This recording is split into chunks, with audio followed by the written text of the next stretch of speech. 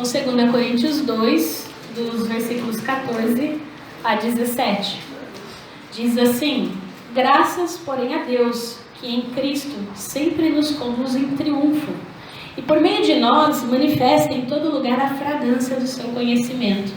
Porque nós somos para com Deus o bom perfume de Cristo, tanto nos que são salvos como nos que se perdem. Para com estes, cheiro de morte para a morte, para com aqueles, aroma de vida para a vida. Quem, porém, é suficiente para estas coisas? Porque nós não estamos, como tantos outros, mercadejando a palavra de Deus. Antes, em Cristo é que falamos na presença de Deus, com sinceridade e da parte do próprio Deus. Nós estamos meditando ao longo desse mês de junho, sobre a graça de Deus e como ela nos surpreende. A gente sabe que nós estamos num mundo em constante mudança, num mundo cheio de polarizações aí, e diante de tantas mudanças e situações, nós como cristãos não podemos nos calar, não podemos simplesmente fazer de conta que nós vivemos em outro planeta ou em outro reino, porque nós vivemos no reino de Deus, mas nós estamos nesse mundo. Então, diante disso, nós precisamos ter em mente que a gente não pode também ficar se enquadrando e se colocando diante de nenhum estereotipo social, daquela classe ou dessa classe, enfim, nós somos de Cristo. Nós precisamos ter em mente que Jesus concedeu a nós, seus seguidores, a cada um de nós, o imenso privilégio de ministrar a graça de Deus a esse mundo. Ele nos chamou para um mundo que está com sede. Nós temos falado bastante sobre isso, que nós somos aqueles e aquelas que fomos saciados nessa sede. Nós recebemos de Deus, na nossa sede nós somos saciados, a nossa sede de significado, a nossa sede de amor em Cristo foram saciadas. E agora nós somos convidados a saciar a sede desse mundo lá fora. E nós falamos um pouquinho sobre o quão negativo as pessoas veem quando você fala: eu sou evangélico. Depois dessa marcha para Jesus mais ainda, infelizmente, o evangelho ligado à política, à massa de manobra, a convencimento para se obter benefícios que nem sempre a Bíblia nos convida. E se nós comentamos no primeiro domingo, se a gente for fazer uma pesquisa de Ibope, a gente vai ver que a gente infelizmente não vai se sair muito bem. Mas Jesus não chamou a gente para se sair bem em pesquisas de opinião. Ele chamou a gente para viver a vida cristã, para levarmos esse evangelho. E nós somos convidados, então, a amar os diferentes, a fazer como Jesus fazia. E a gente viu, e aí você tem aí um cartãozinho aí, provavelmente, se você não tinha recebido antes, você recebeu uma frasezinha do Philip Yancey que diz que o amor tem o poder de conquistar estranhos. Esse é o evangelho que nós seguimos, o evangelho que ama o diferente, que ama aqueles que não são amáveis, como nós em algum tempo também não éramos amáveis, não éramos aqueles que você poderia dizer: olha, aquela pessoa tem algo diferente dela. Hoje nós temos, porque o Espírito Santo habita em nós e Ele faz diferença em nós. E então nós somos convidados nessa manhã mais uma vez a olhar para a palavra de Deus e a partir dela entender como nós podemos ser ministradores da graça.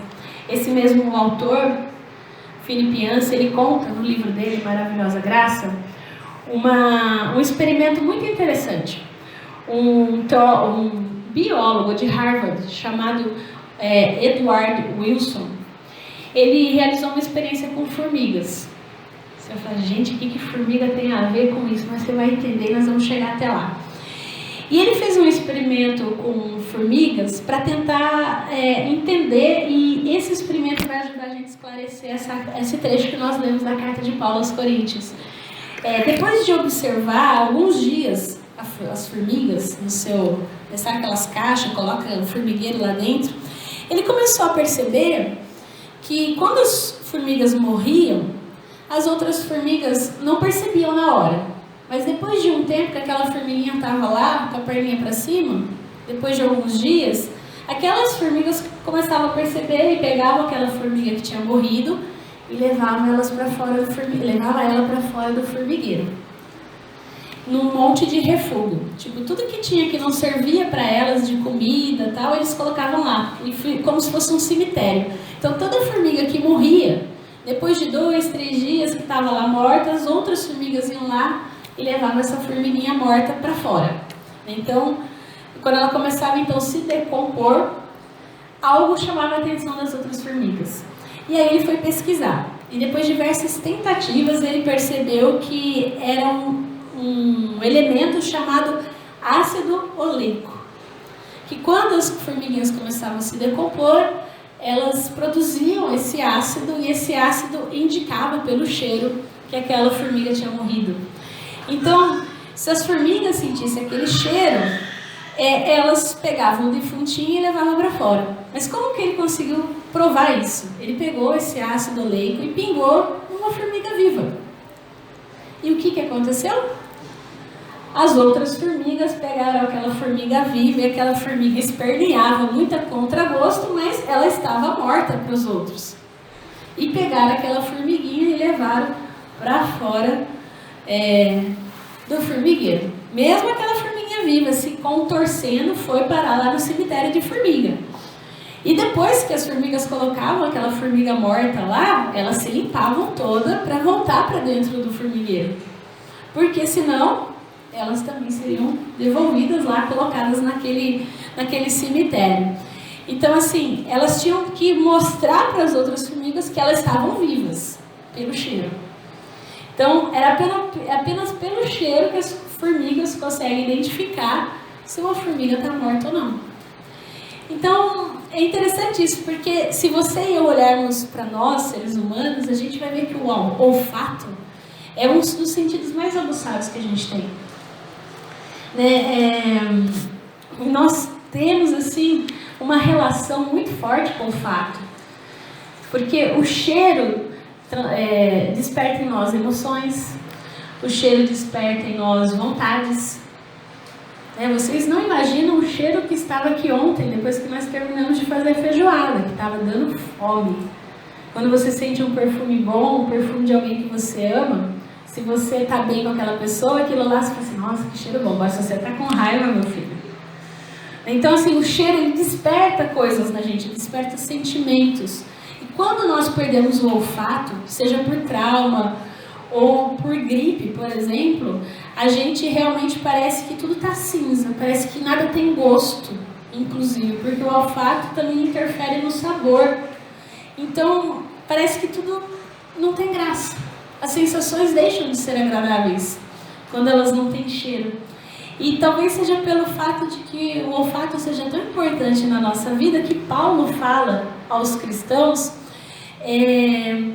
que a gente deve ser aqueles que exalem o bom perfume de Cristo. O cheiro que a gente sente de algo vai decidir, geralmente, a nossa opinião sobre aquilo. Quando você encontra alguma pessoa, se ela cheira mal, se a sua primeiro encontro com ela, a sua primeira impressão vai ser sempre se você entra num lugar, numa casa nova e o cheiro não te agrada, as lembranças vão ser ruins. Mas toda vez que você entra num lugar que o cheiro é bom, você fala, nossa, que lugar agradável. Então, a gente vai ver que o cheiro que nós, então, como cristãos, devemos exalar na nossa sociedade, vai ser decisivo para a forma como as demais pessoas receberão o Evangelho. E desde o início da carta, se você olhar um pouquinho antes, Paulo ele vem fazendo um relato, né, que em certo sentido aí pode ser considerado deprimente do seu ministério. Você começa a ler aí, você começa a chorar com Paulo. Porque ele vai falar que ele ficou afligido dos sofrimentos na Ásia. Ele vai falar das críticas quanto à sua integridade apostólica. Ele tem que se defender para mostrar que ele é apóstolo. Ele vai falar das dores que ele experimentou em Corinto por causa dos opressores. E a tristeza por causa da incapacidade dele de começar um trabalho missionário em Troade. Entretanto, Paulo ele faz menção dos aspectos positivos. Quando ele descreve aqui que Deus em toda parte capacitou ele para desenvolver um ministério eficaz, mesmo no meio das dificuldades. E a figura de linguagem que ele usa, que Paulo usa aqui no trecho de 14 a 16, era também bem conhecida da época. Porque quando o Império Romano travava uma batalha e a batalha terminava e os soldados saíam vitoriosos das batalhas, sabe o que eles faziam no trajeto para comemorar a vitória? Eles acendiam incenso. Então, quando eles voltavam para casas vitoriosos, eles acendiam incenso. Então, Paulo ele dá graças a Deus porque ele sabe que de Deus vem o triunfo para toda a dificuldade que ele passou. Ele sabe que é Deus quem conduz o cristão como soldados vitoriosos através das dificuldades. E Deus ele assegura então para Paulo a eficácia do seu ministério, que foi ele que o chamou, e dos seus companheiros. Sabe por meio do quê? Pelo perfume do seu ministério. Onde Paulo passava, as pessoas sentiam, as coisas mudavam, as coisas aconteciam, as pessoas se convertiam. Então, Paulo tinha em mente aí, então, a marcha triunfal dos soldados quando eles voltavam vitoriosos da guerra. E durante esse trajeto, então, eles queimavam incenso e exalavam uma fragrância que rodeava todos que estavam ali. E a fragrância, então, que Paulo exalava através do seu ministério era o bom perfume de Cristo. Paulo diz aí no verso 15 que nós somos para Deus o bom perfume de Cristo. Assim como então nessa marcha triunfal dos soldados romanos, o incenso era uma oferta a vários deuses, embora fosse as pessoas que sentissem essa fragrância, da mesma forma que Paulo ele faz um paralelo. Embora o principal objetivo de Paulo fosse que as pessoas recebessem o Evangelho, recebessem esse bom perfume como incenso das batalhas, tudo que ele fazia era para Deus, para agradar o próprio Deus. E assim também é o bom perfume de Cristo para Deus. E Paulo ele acrescenta nas palavras aí do verso 15 que esse é o perfume exalado tanto para os que estão sendo salvos quanto para os que se perdem. Todos sentem a fragrância, mas nem todos são transformados pelo perfume. Ou seja, há duas possíveis reações frente à pregação do Evangelho. Frente ao Evangelho que a gente prega. Um que leva à salvação e outro que leva à perdição. Uma para a vida e outra para a morte. Nós pregamos, mas nós não sabemos em que chão o Evangelho vai cair. Se vai ser no meio de espinhos, se vai ser na terra seca, ou se vai ser na terra boa para produzir. Mas, tendo isso em vista e tendo em mente aí o retorno das batalhas, é que Paulo diz no verso 16 que para uns, odor que dá morte, leva à morte. E para outros, odor da vida que leva à vida. Então, o cheiro de incenso queimado, quando os soldados voltavam da batalha, na procissão triunfal romana, ela tem essas duas conotações, se você parar para pensar. Bem como para a multidão que estava ali, O perfume do incenso estava associado à alegria, à conquista. Para quem? Para os romanos. Mas para aqueles que estavam vindo no cortejo amarrados, ou seja, que foram feitos escravos, prisioneiros, que foram vencidos na batalha, aquele cheiro tinha cheiro do quê? De morte, de insatisfação. Era o mesmo perfume de incenso, mas para uns significava uma coisa e para outros outras. Então, da mesma forma, Paulo associa a pregação do Evangelho. Esse é o aroma da vida para a vida, para aqueles que creem. E da mesma forma, é um cheiro de morte para a morte, para aqueles que o recusam, que não o aceitam. Então, Paulo conclui a sua linha de pensamento com uma pergunta retroativa. Ele fala assim: quem estaria à altura dessa missão? Não somos como aqueles muitos que falsificam a palavra de Deus. Antes, com sinceridade, como enviados de Deus, que falamos na presença de Deus em Cristo. Paulo ele deixa transparecer nessas palavras que sente o peso esmagador da responsabilidade de pregar o Evangelho. De realmente se recusar a tratar de forma irresponsável a palavra de Deus, como muitos o faziam, como muitos ainda fazem, mercadejam a palavra de Deus. Paulo que age com integridade em relação à palavra anunciada e à sua vida pessoal de fé, de modo que o bom perfume que ele deixaria exalar como cristão não fosse de alguma forma adulterado, tivesse uma conotação diferente. Será que, como Paulo, nós também temos nos preocupado em não adulterar a boa fragrância do Evangelho que exala através das nossas vidas? E aí vale a gente perguntar: como estamos ministrando a graça? Como estamos propagando esse perfume no mundo que tem sede, no mundo que tem necessidade, no mundo que precisa dessa palavra, no mundo que necessita? Será que nós realmente sentimos a responsabilidade de realmente sermos autênticos com relação à palavra de Deus? Que nem tudo são flores? Que realmente com que perfume nós temos contagiado o mundo? É para a gente pensar que fragrância as pessoas que convivem conosco sentem. Nós exalamos cheiro de vida ou cheiro de morte? Por fim, a gente pode afirmar, olhando para esse texto, então, a gente está falando de cheiro de morte, que existem 3 tipos de morte: a morte social, a morte física e a morte eterna. A morte social é aquela que acontece quando o ser humano ele é considerado excluído da vida comunitária, quando ele não convive com outras pessoas. A morte física é aquela pela qual todos nós passaremos algum dia, as nossas pessoas queridas passam. É aquela que acontece realmente no momento em que o cérebro deixa de funcionar ou o coração deixa de bater. E a morte eterna é aquela da qual as pessoas que não caminham com Deus vão experimentar. É de estar totalmente longe da presença de Deus. Então, a morte cheira mal, seja qual ela for, qual aspecto ela for. E dizem que o cheiro de um corpo humano em decomposição é tremendamente desagradável, infelizmente.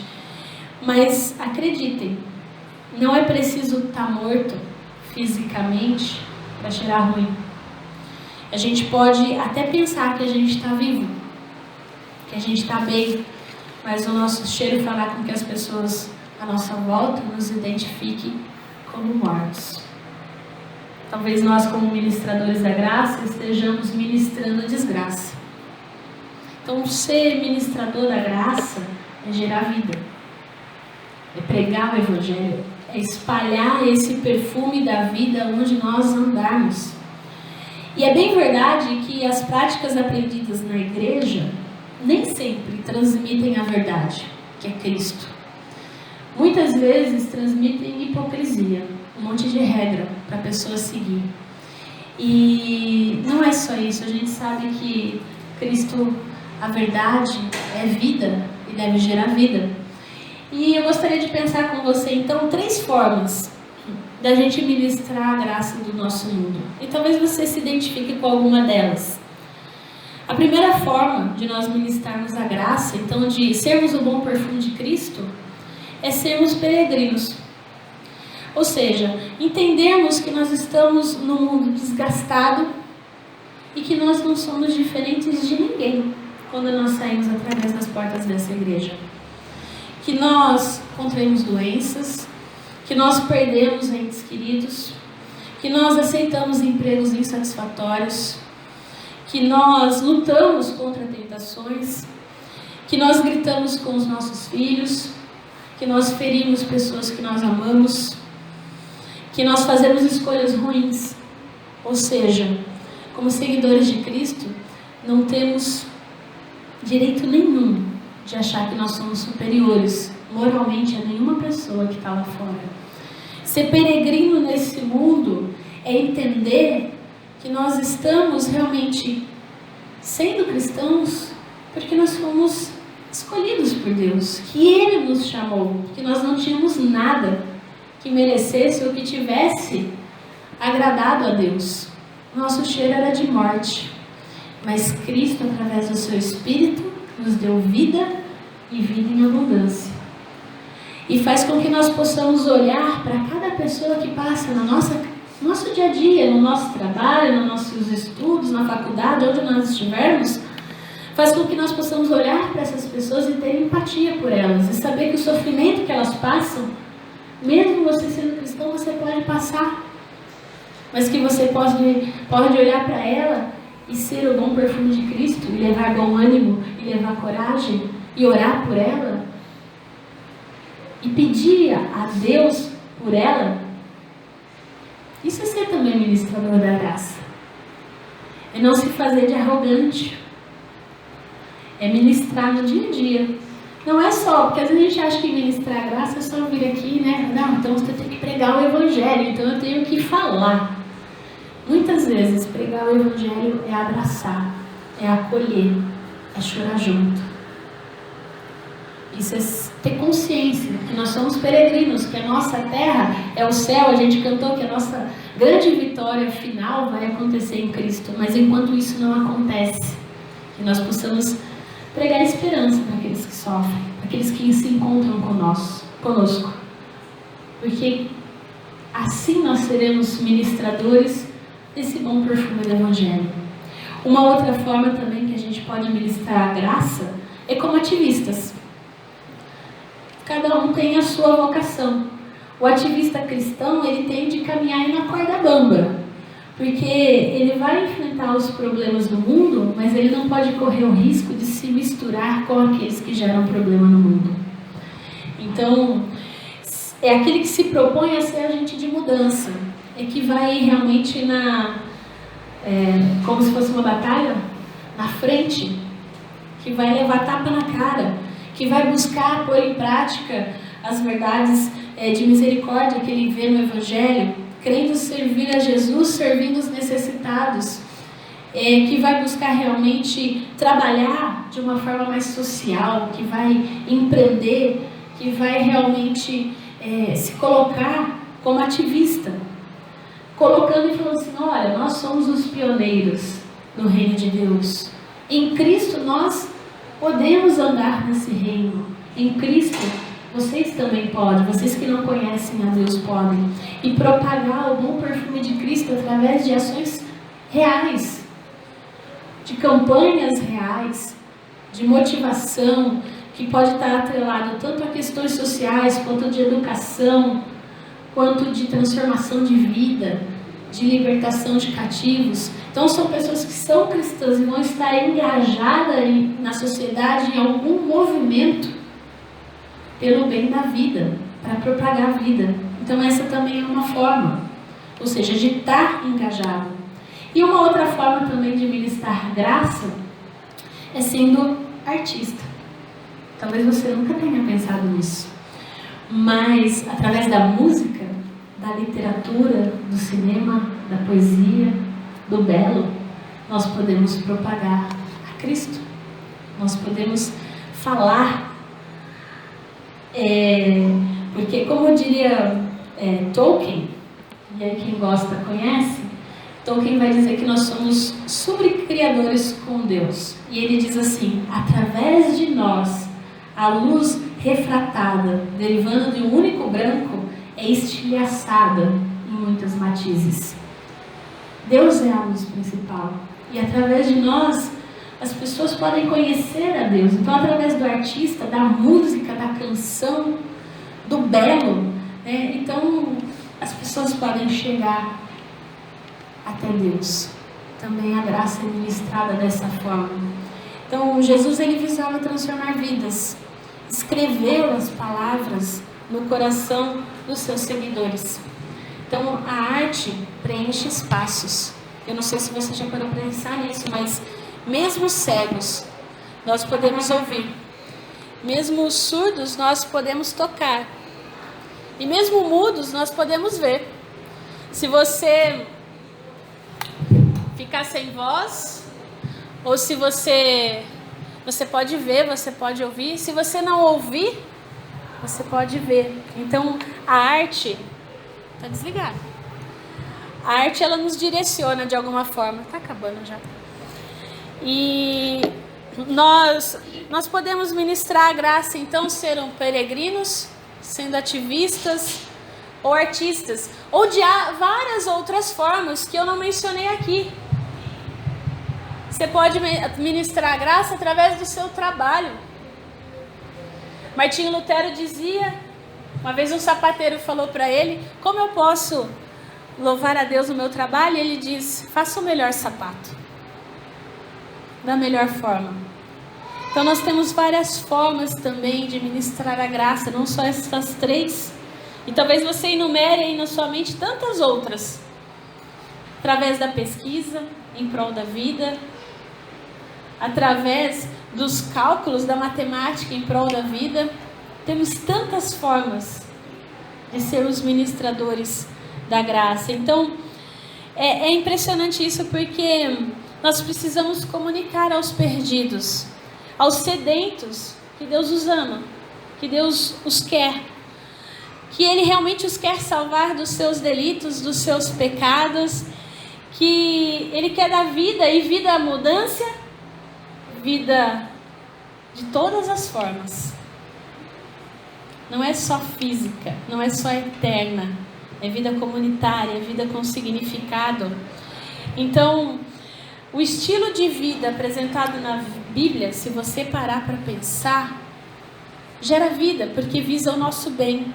As imagens de Jesus sobre o reino de Deus, se você ler nos evangelhos, vão sempre mostrar para nós bem-estar, espalhando gradativamente pelo resto da sociedade o bom perfume de Deus entrando na narina das pessoas. Lembra das histórias das formigas vivas, mas com ácido oleico que eu falei no começo? Somos nós, em relação ao pecado. Aparentemente nós estávamos vivos, mas o pecado em nós fez um cheiro tão insuportável que certamente cedo ou tarde outros também sentiriam esse odor. Mas o Espírito de Deus é aquele que nos lava e que nos purifica, que por mais que a gente possa espernear como uma formiga, se a gente não ter essa consciência de que é Cristo em nós, as pessoas vão poder olhar e ver as nossas ações. A gente pode espernear à vontade, que se não for Cristo em nossa vida, nós vamos estar mortos, nós vamos exalar cheiro de morte.